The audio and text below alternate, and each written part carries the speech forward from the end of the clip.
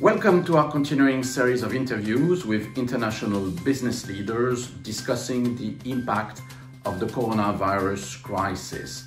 The COVID-19 pandemic is affecting health and pharmaceutical companies no differently than others. Just like companies from other sectors, they also have to adapt their organization and initiate home working arrangements for thousands of employees. Some companies have taken the extra step of systematic testing in order to maintain critical cover in their labs, in their research centers, or their production facilities, and so to ensure the continuity of their operations. Boehringer Ingelheim, one of the largest pharmaceutical firms, is one of them.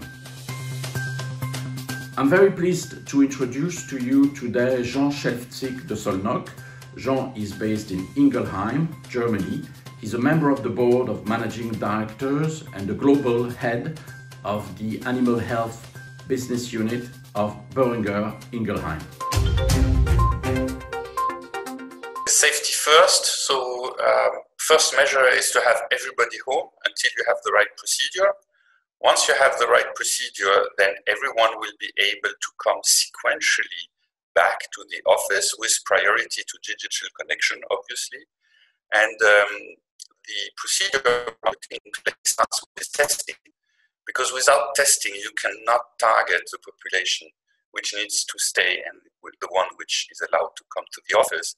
Obviously, those ones who come and have interaction will wear a mask, everyone will be tested, and we have all safety measures, social distancing, and appropriate measures, especially in the canteens, in the production area, but also in the office. We had three short-term priorities. The first one was the safety of the people. 35,000 are currently at home on a worldwide basis.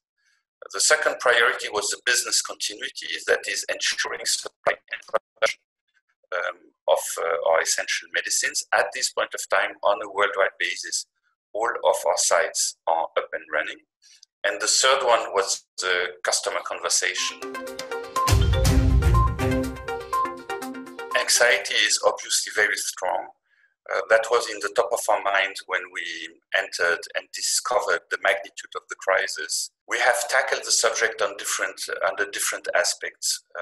One, we have ensured income protection until the end of June to all colleagues on a worldwide basis. The second point is that we have allowed, at the peak times of the crisis, our colleagues to volunteer for 10 days outside of their work. So everyone who needs to in the company can take 10 days volunteering around his community to help fighting the crisis, and that everywhere around the world. And the third element, obviously, is the business continuity.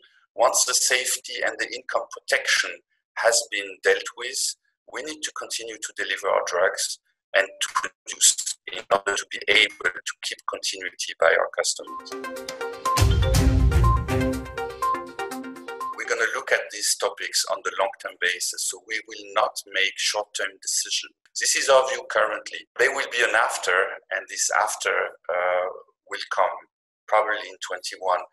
We don't expect that things will change drastically until we have found a fight against the virus. We've been investing in IT infrastructure and digital conversation for a while already, and that has allowed to keep the right level of proximity with the medical community. So not only in fighting the virus, obviously, with the 100 researchers which are currently focusing on that topic, but also keeping the conversation around the product development and the clinical trials. We have, obviously, in all of the hospitals, the work has been stopped, but the conversation continues. The proximity, staying together, staying closely together, has never been that important. It's a paradox, but in globalization time, proximity matters. So you need to make decision at the best level, and usually this is on site at the local level.